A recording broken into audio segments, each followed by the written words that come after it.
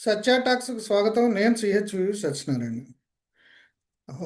కేంద్ర హోంమంత్రి అమిత్ షా పెట్టిన డెడ్లైన్ మార్చి గడువు ముగుస్తున్న సందర్భంగా మావోయిస్టులు ఒక్కళ్ళు లొంగిపోతున్నారు. తెలంగాణ డీజీపీ దగ్గర అనేక మంది లొంగిపోయారు. ఇక మావోయిస్ట్ అగ్రనాయకుడు గణపతి కూడా లొంగిపోతారు. ఆయన దేశంలో ఎక్కడైనా షెల్టర్ తీసుకుంటున్నారా, లేదంటే నేపాల్లో ఉన్నారా అనే దాని మీద రకరకాల ఊహాగానాలు వినిపిస్తున్నాయి. ఈ ఊహాగానాల నేపథ్యంలో ఇప్పుడు ప్రముఖ అంటే గతంలో కాంగ్రెస్ నాయకుడుగా ఉండి ప్రస్తుతం ఇండిపెండెంట్గా రాజకీయాల్లో ఉన్న ప్రముఖ నాయకుడు, సీనియర్ నాయకుడు గోనె ప్రకాశ్రావు ఢిల్లీలో ఒక సంచలనాత్మకమైన ప్రెస్ మీట్ నిర్వహించారు. ఆ ప్రెస్ మీట్లో ఆయన ముప్పాళ్ళ ఈ గణపతికి సంబంధించిన అంటే గణపతి కొడుకు అమెరికాలో ఉన్నాడని చెప్పేసేసి, ఆయన అమెరికాలో చదువుకుంటున్నాడు, ఆయన తనతో టచ్లో ఉన్నాడు, తన బంధువు అని చెప్పేసేసి చెప్పాడు. చెప్పి ఆ గణపతికి సంబంధించిన పూర్వాపరాలు, ఈ మావోయిస్టులకు సంబంధించిన అంశాలన్నీ చెప్తూ, గణపతి కొడుకుతో తాను శ్రీనివాసరావు అని ఆయన పేరు, ఆయనతో తను టచ్లో ఉన్నానని చెప్పేసేసి, ఆయన తన తండ్రి గురించి, తన తండ్రిని చూడలేదని చెప్పేసేసి, చిన్నప్పుడు ఎప్పుడో ఆయన పురిట్లో ఉండంగానే ఆయన అజ్ఞాతానికి వెళ్ళిపోయారని చెప్పేసి ఇట్లా రకరకాల వివరాలని ఇప్పుడు మీడియాకి ఆయన పంచుకున్నారు. ఆ వివరాలు ఏంటనేది ఇప్పుడు చూద్దాం. మీ ఢిల్లీ మీడియా ద్వారా ముప్పాల లక్ష్మణరావు ఎలియాస్ గణపతి వాళ్ళ కుమారుడైన ముప్పాల శ్రీనివాసరావు అమెరికాలో ఉన్నాడు, ఎలియాస్ వాసు అంటాడు. మొన్న రాత్రి నాతో నా కుమారుడు వరుస అవుతాడు, చాలా దగ్గర, వాళ్ళ తల్లి కూడా నాకు బంధువు. సో రెగ్యులర్ టచ్ ఉంటాను ఇక్కడ ఉన్నప్పుడు కానీ, తర్వాత అమెరికాలో పోయినప్పుడు కానీ, కొన్ని విషయాలు షేర్ చేసుకున్నప్పుడు అదర్ విషయాలు ఈ డిస్కషన్ వచ్చినప్పుడు ఏం జరుగుతుందని ఆ కుర్రానికి, అతని కుమారునికి చెప్పిన. అతను పుట్టిన తర్వాత ఈయన తండ్రిని చూడలే, ఈ కొడుకుని నేను అనుకుంటున్నా వితిన్ 1 month డెలివరీ అయిన తర్వాత 77 మే జూన్ అనుకుంటా ఇతను పుట్టింది. అప్పటికి ఆయన ఒక 76లో పెద్ద అఫెన్స్, ఆయన నాయకత్వంలో ఆగస్టులో ఒక అటాక్ అయింది. జీవి పీతాంబరరావు అని 2 సార్లు ఎమ్మెల్యే ఉండే, 57, 62లో జేవి నరసింహారావు అని డిప్యూటీ సీఎం అయిన తర్వాత అతను ఓడించి ఇండిపెండెంట్ ఓడించాడు. తర్వాత వాళ్ళ తమ్ముడు జీవి సుధాకర్రావు గారు 85, 89లో 3 సార్లు ఎమ్మెల్సీ, 3 సార్ల మంత్రి, చెన్నారెడ్డి గారి క్యాబినెట్లో 78లో, మళ్ళీ 80లో అంజయ్ గారి క్యాబినెట్లో. వాళ్ళ కుటుంబం మీద దాడి చేసిన దాంట్లో 18 మందిని లీడ్ చేసింది గణపతి గారు. ముప్పాల లక్ష్మణరావు గారు హైలైట్ అయిందంటే that is only 76 November at a spot. నలుగురు ఏదైతుందో పీతాంబరరావు గారని ex MLA and GV Sudhakar ex minister వాళ్ళ 2 సన్స్ ఆన్ ద స్పాట్. ఇంకో అశోక్ అని నా మిత్రుడు, నాకంటే జూనియరు, వాళ్ళ ఇంటి ముంగట్నే ఉంటారు, మున్నూరు కాపు. ఇంకొక కొండాలరావు అని వాళ్ళ చేరుదారు. తర్వాత తిమ్మాపూర్ అని దాని పక్కకే తపాల్పూర్, ఇది జన్నారం మండలంలో వస్తుంది. ఇప్పుడు ఖానాపూర్ కాన్స్టిట్యున్సీ, అంతకుముందు లక్ష్మీపేట కాన్స్టిట్యున్సీ 2009 తర్వాత. అక్కడ నలుగురు అయిన తర్వాత తిమ్మాపూర్లో కొండపల్లి సీతారామయ్య కొంతకాలం ఉండే, అక్కడ వెంకయ్య పటేల్ అని అతన్ని కూడా ఏదైతుందో వాళ్ళకు ఊర్లే ఘర్షణ ఉండే. ఈ లిస్ట్ ఇచ్చి అప్పుడు గణపతిని లీడ్ చేసి దాంట్లో చిరంజీవి అని ఇప్పుడు బతుకున్నాడు, doctor Chiranjeevi MBBS Khammam, and Chandra Prabhakar అని పెద్దపల్లి. 18 మందిలో గణపతి గారు లీడ్ చేసింది. అప్పుడు ఈ వెపన్స్ సోఫిస్టికేటెడ్ లేవు, ఇదే ఈ పొటాసు, తర్వాత గ్రామ్ ఫోన్ పిన్లు, గాజు ముక్కలు పెట్టి ఇట్లా చూడతారు, ఇది ఆంధ్రలో చూడతారు కదా, బాంబులు, తప్పంచాలు. నేను అనుకున్న 12 బోర్ కష్టంగా స్మోక్ బాంబు చేసి అక్కడ 4, తర్వాత అక్కడ ఆ పటేల్ వెంకయ్యను కూడా చంపారు.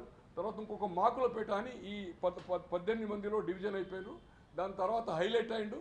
నేను అనుకుంటున్నా అరెస్ట్ అయ్యి బెయిల్ కూడా దొరికింది. 80లో పెద్ద ఎత్తున జగిత్యాల ఏదైతుందో ఈ భూ పోరాటం మీద అప్పుడు ఈ మంజుల కోటేశ్వరరావు అని ఇప్పుడు వేణుగోపాల్ అన్నాడు కదా, అతను కూడా ఉండే. నేను అనుకుంటే చాలామంది, కొడవల్లి సిద్ధరామయ్య కూడా అటెండ్ అయ్యాడు. అప్పుడు బ్యాన్ లేకుండే, ఈయన బెయిల్ మీద వచ్చిండు. దాని తర్వాత అండర్ గ్రౌండ్ అయ్యిండు. యాక్చువల్గా ఆయన 76లో అండర్ గ్రౌండ్ అయ్యాడు. బట్ అతని కుటుంబంతో కానీ ఇతనికి సంబంధం లేదు. కొడుకు పుట్టిన తర్వాత పోయింది అంటే మళ్ళీ ఏదైతుందో ఎటువంటి సంబంధం లేదు. అనుకోకుండా అతడు నాకు నిన్న కొన్ని సోషల్ మీడియాకు, నేనే మెయిన్ మీడియాకు పంపాను, అతను నాకు ఫార్వర్డ్ చేశాడు ఏది ఆయన నానాని గురించి. దానికి ఏదైతుందో హర్ట్ అయ్యి మీకు చూపెట్టాను నా మిత్రులందరికీ. నా ఫోన్ బ్లాక్ చేశాడు, మీడియా అంటే ఇంట్రెస్టెడ్.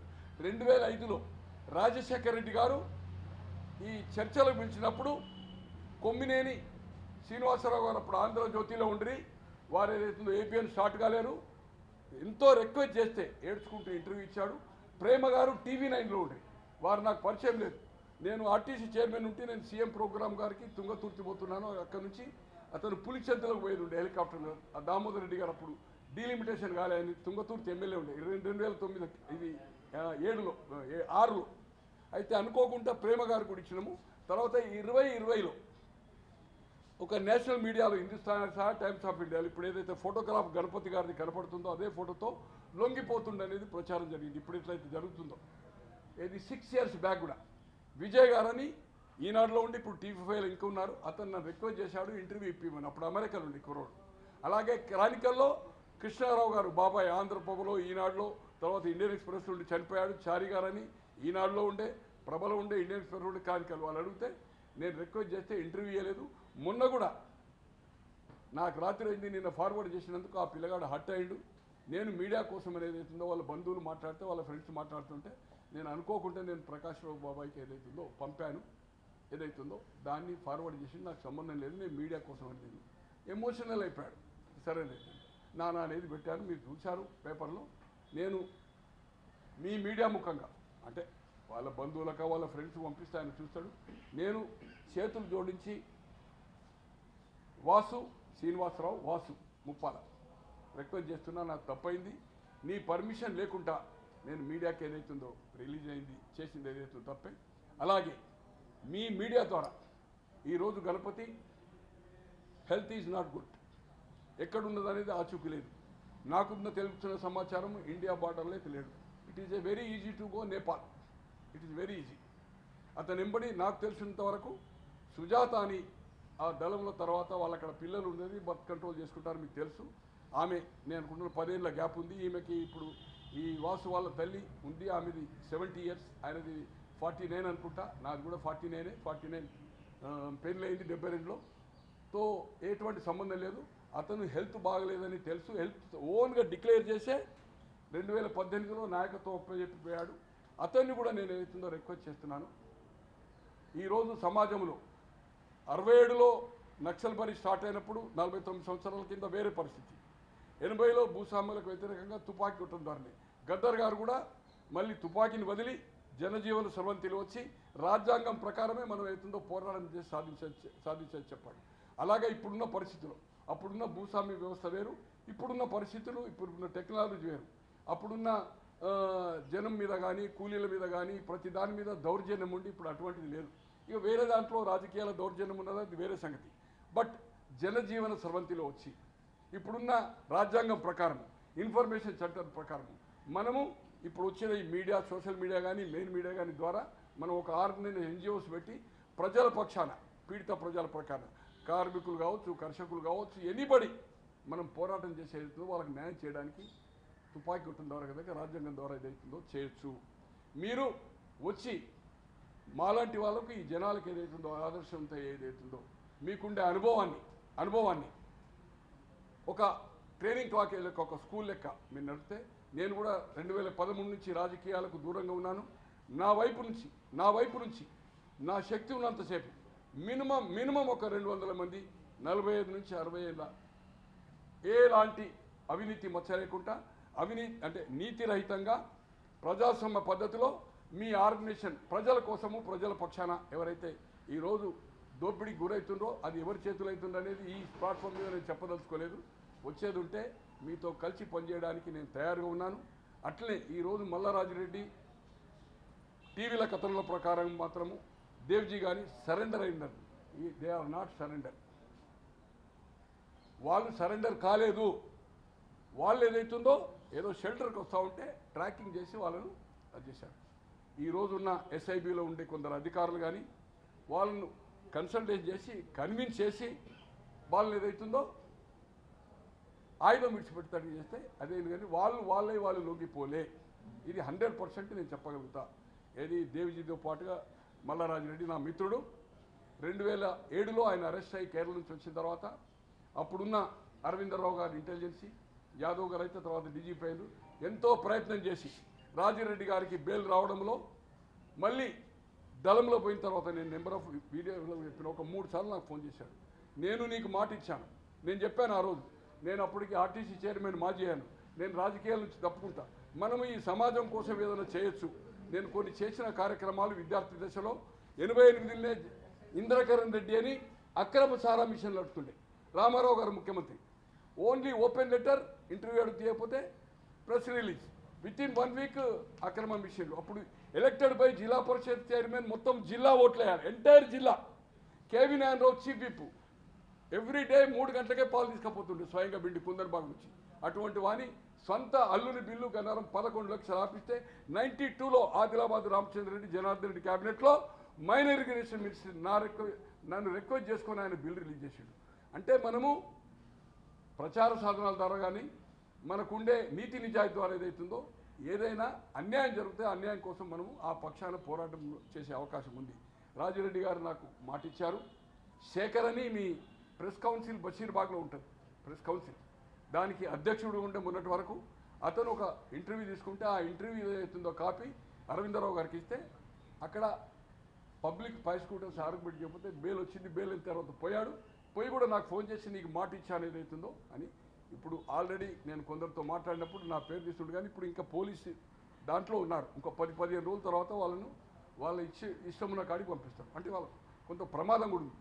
ఇప్పుడు ఏమైందంటే ఈ 15 సంవత్సరాల నుంచి నాకుండే సమాచారం దాంట్లో ఉంటే చాలా హేమాహేమీలతోటి ఇవాళ చనిపోయిన కన్నాభిరామన్ గారు కానీ, గద్దరన్న కానీ, తర్వాత వరహారావు గారితో కానీ, మన బాలగోపాల్ గారితో కానీ, వీళ్ళందరూ నేను సీఎం గారిని 2000 రామచంద్రరావు గారి కొడుకు పేర్లు కల్పించాను. నాకు చాలా నేను కొన్ని విషయాలు చెప్పదలుచుకోలేదు.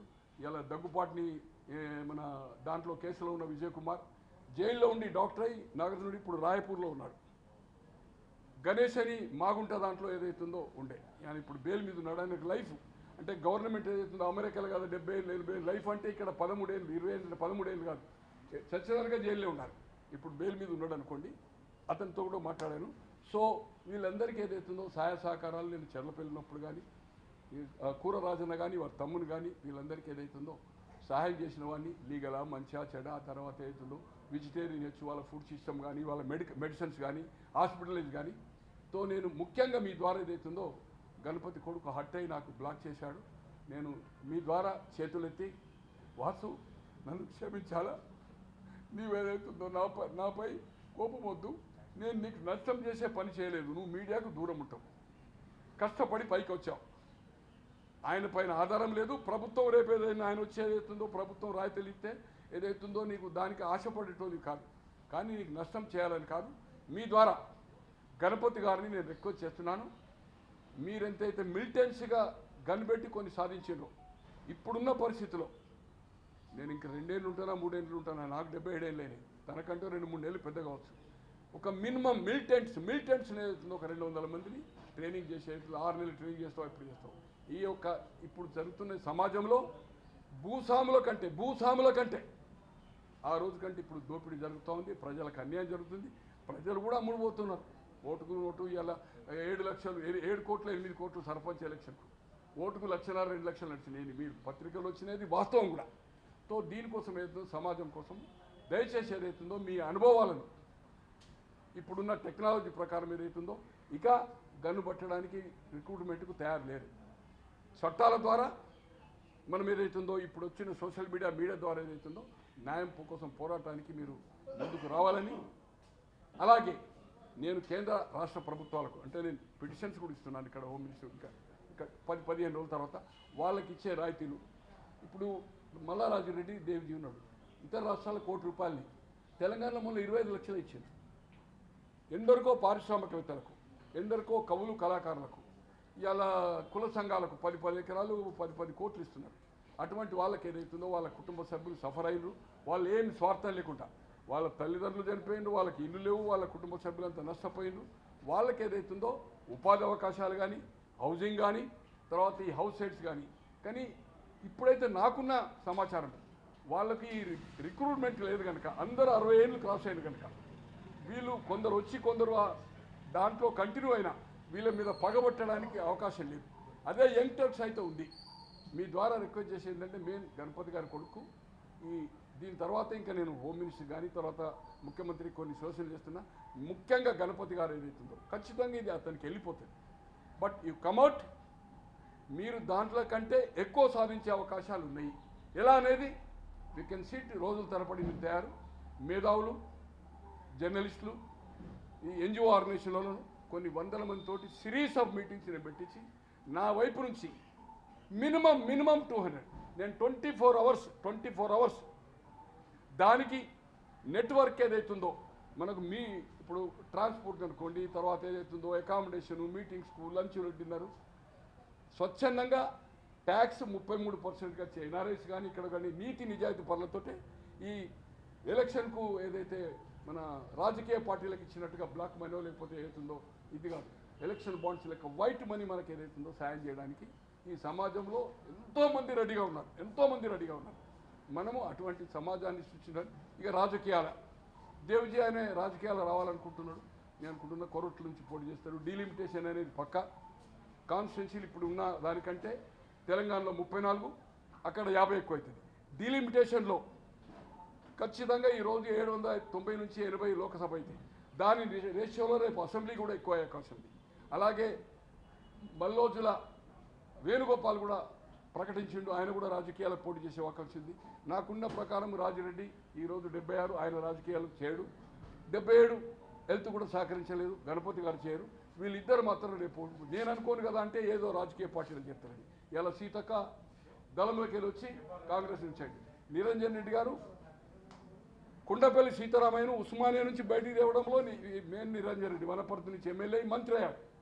బట్ వీళ్ళు రాజకీయ పార్టీ నుంచి పోటీ చేస్తారని నేను అనుకుంటలేదు.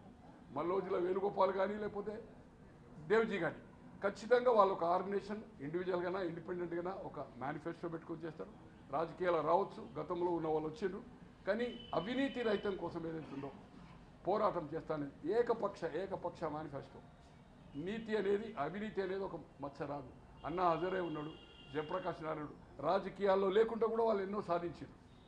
దానికి నేను సహాయ సహకారాలు అందించడానికి సిద్ధంగా ఉన్నానని చివరగా అతని కుమారుకి నేను చేతులు జోడించి, అలాగే గణపతి గారు ఎక్కడున్నా బయటికి వచ్చి సమాజం కోసము గన్ లేకుండా అంతకుంటే ఎక్కువ సాధించే అవకాశాలని ఎట్లా అనేది నేను ఆయన ఆకాశం నేను భూమి.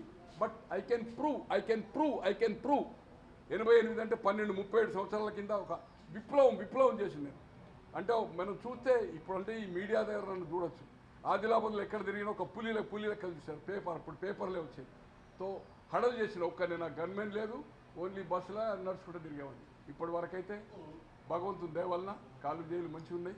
ఏదైనా అథెంటిక్, ఎవరి మీద నాకు లేదు. అవినీతికి వ్యతిరేకంగా ఎక్కడ ఇప్పటి వరకు ఒక రూపాయి తిన్నట్టు కానీ ఎవరికన్నా దగ్గర పోయి బెనిఫిట్ తీసుకున్నది కానీ పేరు లేదు.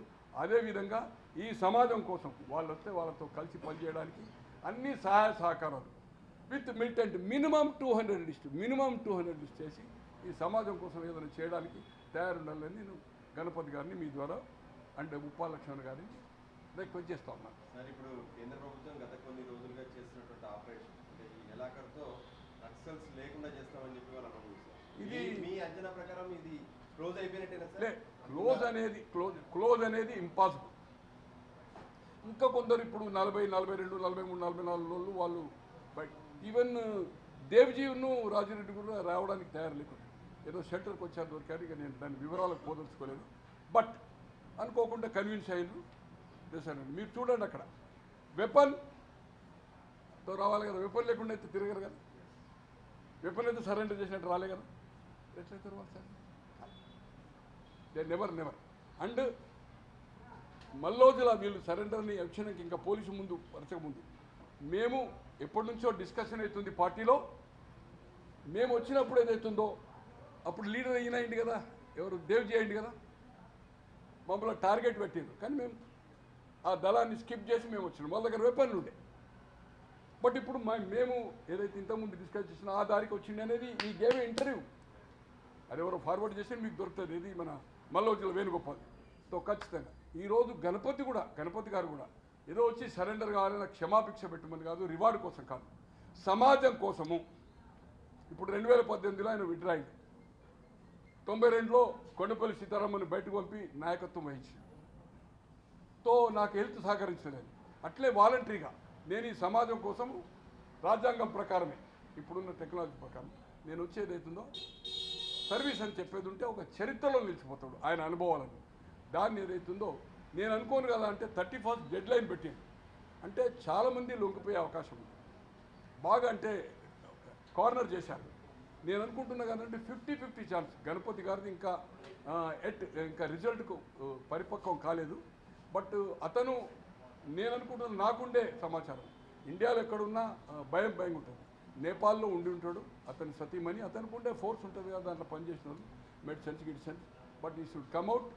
ఇంకా అతను నిండా 100 77 ఉంది.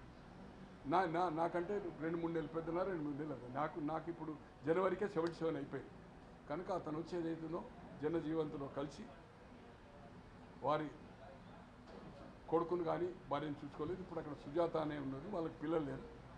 వాళ్ళు రేపు ఆయన వస్తే వీళ్ళు కలిసి ఉంటారా లేదా కానీ ఏదైతుందో నిన్న నాకు పంపిన వాసుదాని ప్రకారం. బట్ ఫస్ట్ టైం ఒక ఎమోషనల్ అది చేసింది కనుక సీమే నాకు సిస్టర్లో అవుతుంది. ఆమె కూడా ఏదైతుందో ఇప్పటి వరకు తాళి కానీ మళ్ళీ ఒక వేరే ఆలోచన కానీ ఏం లేదు. ఖచ్చితంగా ఆయన స్మృతులు చేసుకుంటుంది. ఈ ఏజ్లో ఏదైతుందో ఖచ్చితంగా కలిసి ఉండే అవకాశం ఉంది.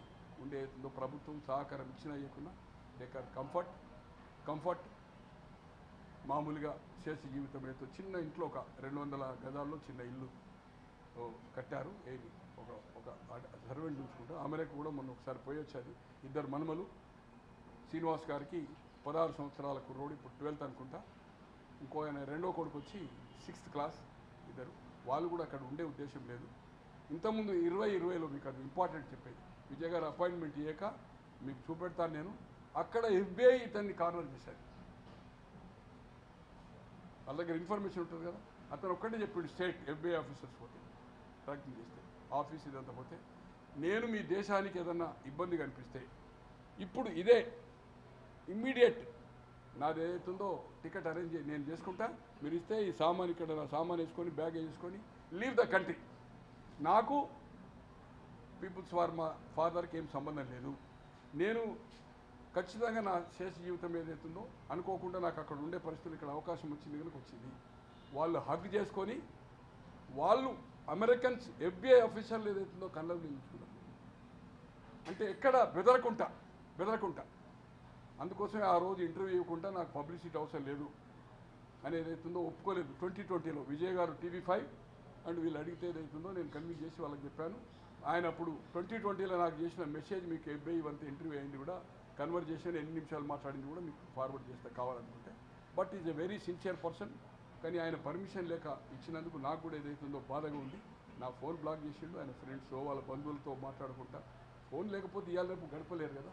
మీ ద్వారా అయితే విజ్ఞప్తి చేస్తూ చివరగా కేంద్ర రాష్ట్ర ప్రభుత్వాలు కూడా ఒక నిర్ణయం తీసుకొని ఎక్కడన్నా ఎన్కౌంటర్స్ ఉంటే సాధ్యమైనంత వరకు చేయకుండా కన్విన్స్ చేసి 31st దాకా ఓపెన్గా ఓపిక పట్టి తర్వాత అనుకుంటే వేరే సంగతి. ఎందుకంటే ఒక డెడ్ లైన్ పెట్టుకున్నది కేంద్రం.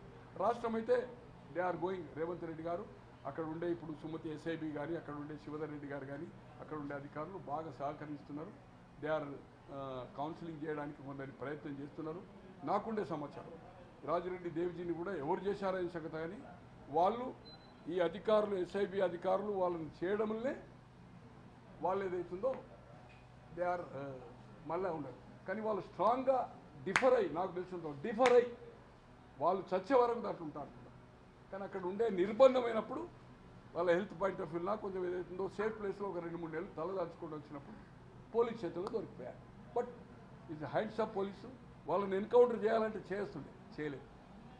బట్ వాళ్ళని కౌన్సిలింగ్ చేయడంలో వాళ్ళు ఈరోజు ఏదైతున్నారు ఇంకా నేను అనుకుంటున్నా 10-15 రోజులు వాళ్ళ కస్టడీలో ఉంటారు. నాకు తెలిసిన సమాచారం తర్వాత వాళ్ళు ఏదైతుందో వాళ్ళు అనుకున్న ప్లేస్ కట్ చేస్తారు. వాళ్ళు ఏమన్నా సహాయ సహకారాలు అడిగితే ఇస్తారు. లేదు మాకేమో ఇబ్బంది ఏం లేదంటే దే కెన్ గో ఎనీథింగ్.